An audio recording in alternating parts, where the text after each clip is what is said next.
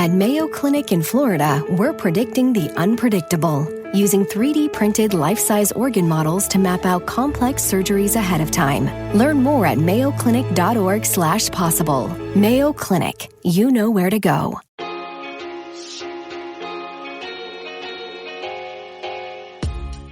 Salvador Dali said, "Have no fear of perfection, for you will never reach it."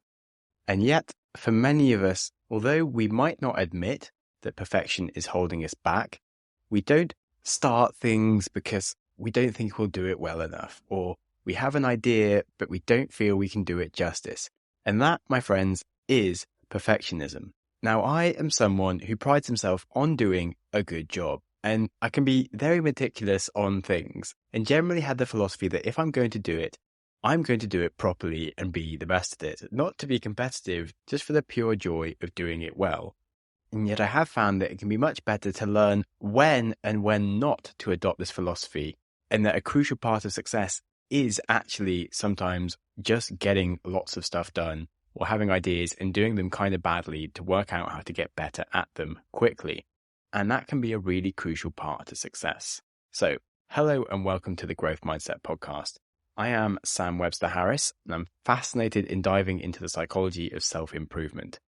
Today, I'm going a bit rogue and introspecting on some of my own personal lessons that I've learned from maintaining a regular writing habit for over a year, and it started as a bit of a philosophical newsletter diving into creativity and mental models for success, and it's given me some really useful insights into the topic of idea generation, perfectionism, improving our skills, and maintaining healthy habits. And these are all highly relevant to the show, so I thought I'd share them with you to help inspire you and give you an idea of why you might want to try something similar, whether that's writing or podcasting or making films, art, it doesn't matter. Any creative endeavors, I think, have some lessons that can be learned from here. Right. Number 1, have a why. As Simon Sinek says, start with why. He who has a why can work out any how. And for me personally, I was always very good at school. I had a maths and science scholarship and was good at arts and music and sports, and yet English and specifically writing, I sucked. My teachers had no idea why I was so bad at it. They just thought I was a bit stupid in that one specific area. And it turns out I have dyslexia and ADHD, and to be honest, a bit of a raging problem with perfectionism and too many ideas and an inability to make a choice of them. And for maths and physics, it's very easy to be correct. And if you're creative in maths and physics, then you can come up with ideas to be correct in other ways, and that's fine. But with writing, it's so subjective, and despite having a wild imagination, I'd have no idea what to do with it and how to work out what I was meant to be doing with all the different options that I was coming up with. And so I just didn't really write much and was pathetic. So as far as I was concerned, I just wanted to prove to myself that I'm not a complete idiot. And as they say, being able to write clearly shows that you can think clearly. And I just really was unable to filter through my thoughts and had too many of them. So I wanted to be able to be good at these things. And that was a pretty motivating why. So just for me, I just wanted to start writing about anything. It didn't really matter about the topic or the format. So I just chose a newsletter so that I could stay accountable and also be aware that I knew some of the people I was sending it to, which would just make me want to keep doing it more than if I was putting it on Medium somewhere where no one knew who I was, for example. And I do actually have lots of ideas for some specific concepts in writing that I might work on in the future, but I just wanted to learn what styles of writing I might even enjoy writing or might be good at first to get a sense of what would make sense from all the crazy levels of ideas that I have.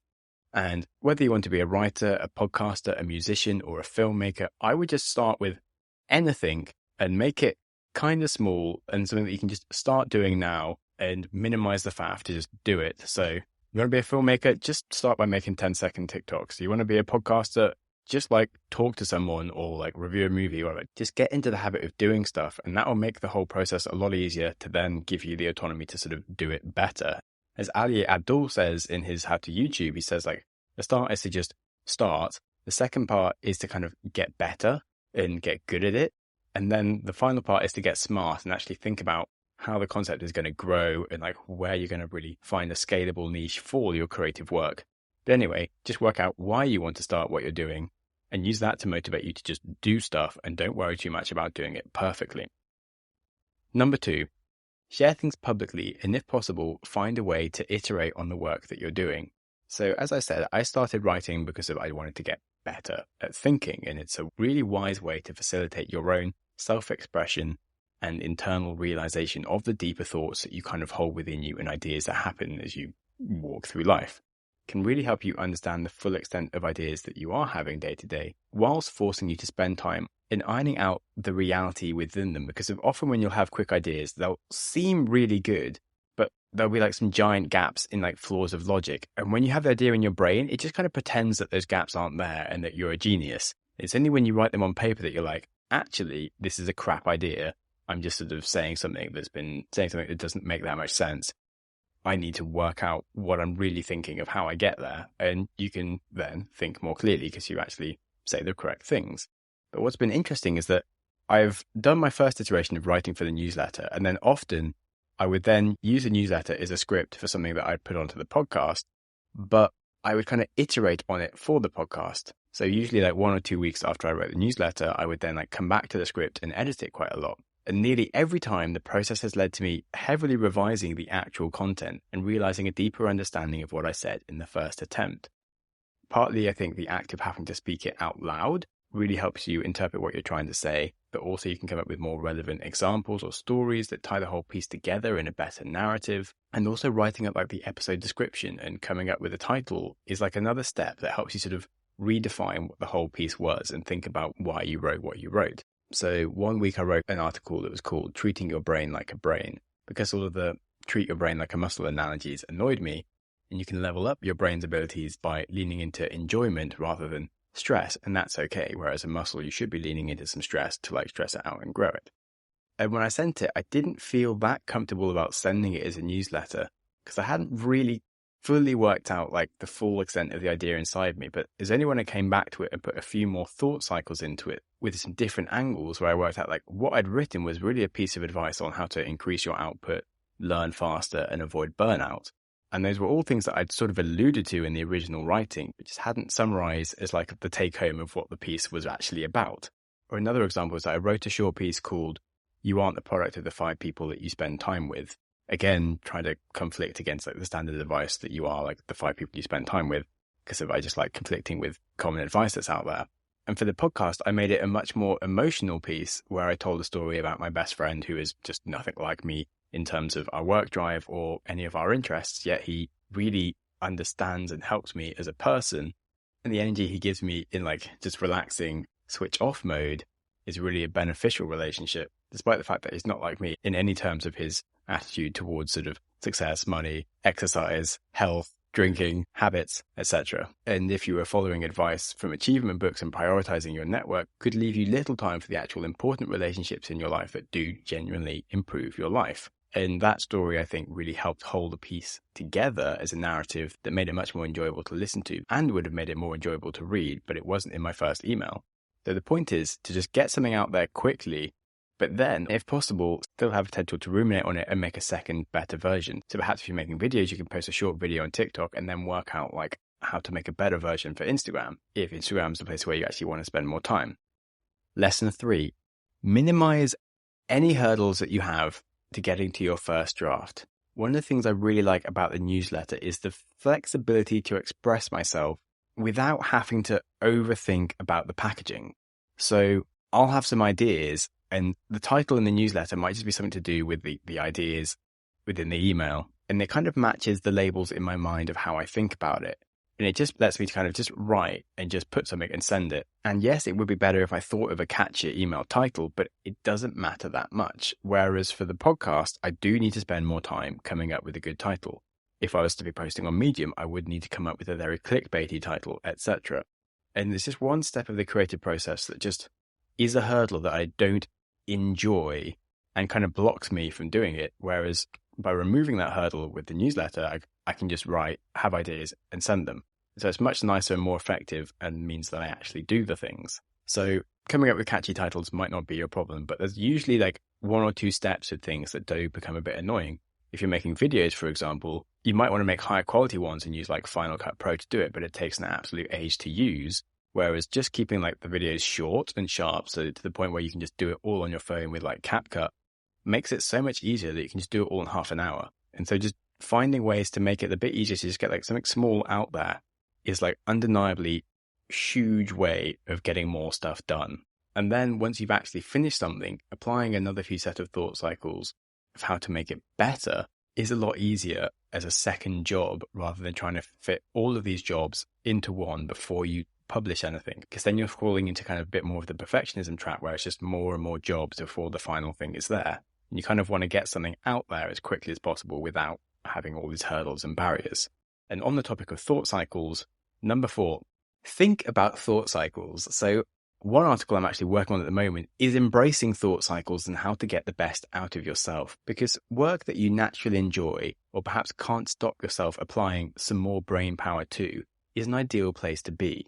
And one of my weaknesses is definitely overthinking, but reapplied in the right scenario, it's a real strength where I will just unwillingly add more and more thought cycles to something. When it's useful to be adding thought cycles to something, that's really cool. That's how you do work that doesn't feel like work. So for me, writing and podcasting or running around having adventures are like much more productive than necessarily being tied to a desk, answering emails and taking Zoom calls all day. Because I'm not blocked from doing the things I enjoy. My mind naturally just does more of the things that I need to be doing that are my job. And so it allows me to be creative and do a good job. And ultimately, like, I did have to work out that I'm like a maker and not really a manager. And a day applying more and more thought cycles to creating stuff feels just intuitively productive inside me. Whereas for me, a day where I like tell other people what to do or like have meetings talking about stuff or sending emails, like it doesn't register as actual work. It just stresses me out and doesn't really satiate the beast inside me to just put thought cycles into creating stuff. And so finding the places where like your brain just sort of naturally does more of the work rather than you having to fight your brain and tell it to do the work is very cool. Now, before I over-romanticize, this can also not go perfectly in that if you give yourself too much time to be creative, you'll find that you don't have any more ideas than you had like before when you were busy all the time. And certainly anything that you enjoy will still require some balance, and you will still find blocks come up and times when you just don't feel like adding thought cycles. And certainly if you're tired or you're hungover, like it's actually really difficult, whereas you can just sort of turn up to work in a normal day and just like have your hours in and stuff gets done. So don't immediately quit your job or something just to be a creator. Just as I've already said, find something small that you can commit to regularly just to sort of have some output. And on that topic, number 5, small steps taken repeatedly add up to a very big journey. Now, at some point, I would like to write a book.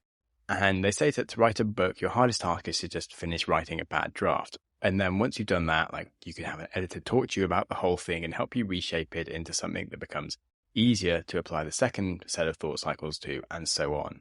But it's actually much easier, especially for nonfiction, to just start by writing very small blogs repeatedly about topics that may be kind of related that could actually all add up to a book in total. And you'll actually learn which bits work and which bits don't. And that's how like Mark Manson got started. That's how like James Clear with Atomic Habits got started. They were all online writers who published regularly and worked out how to shape their writing and shape their voice to become a better writer and write a book that actually people wanted to read. And it didn't take them very long because they'd already written most of it already.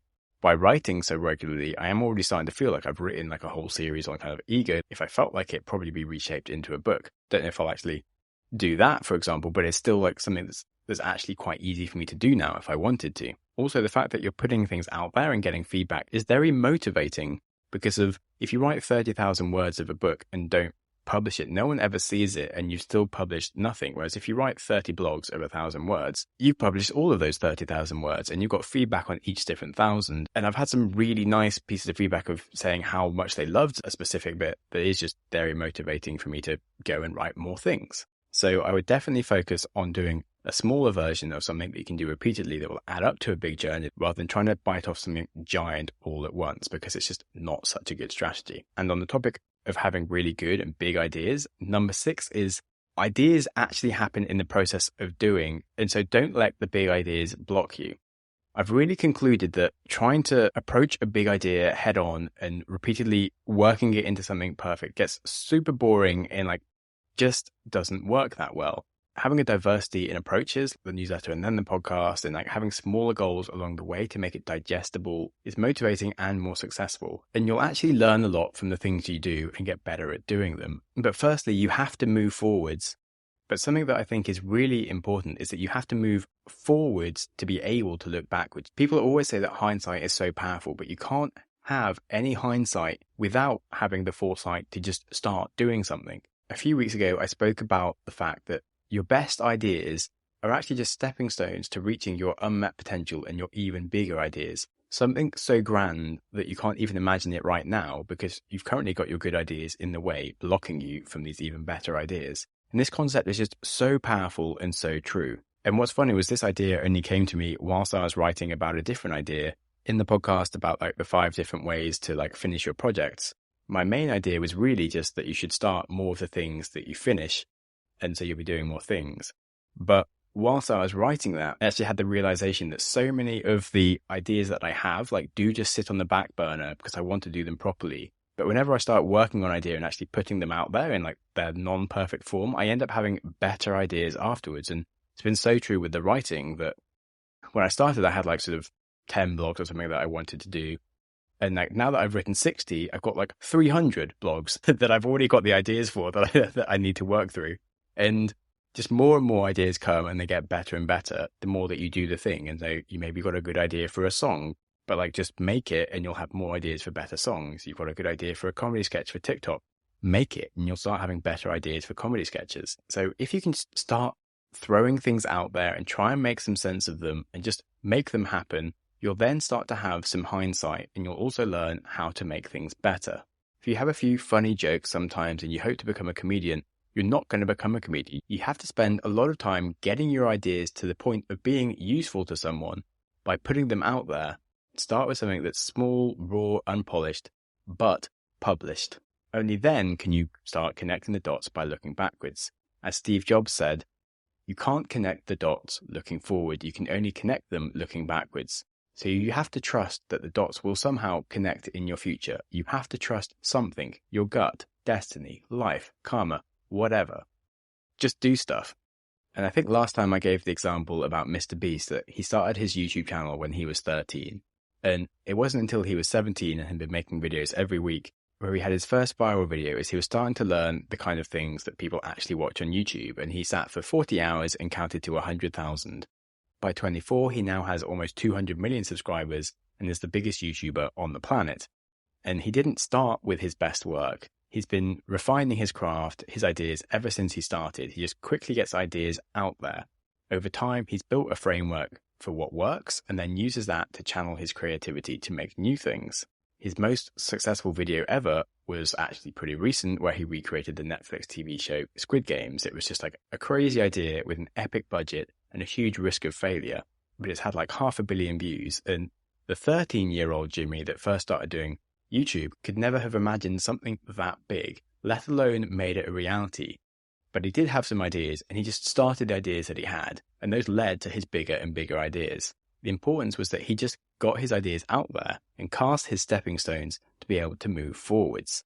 Built himself a platform for new ideas, so grand that only someone with such a platform can actually do something as big as the Squid Game idea.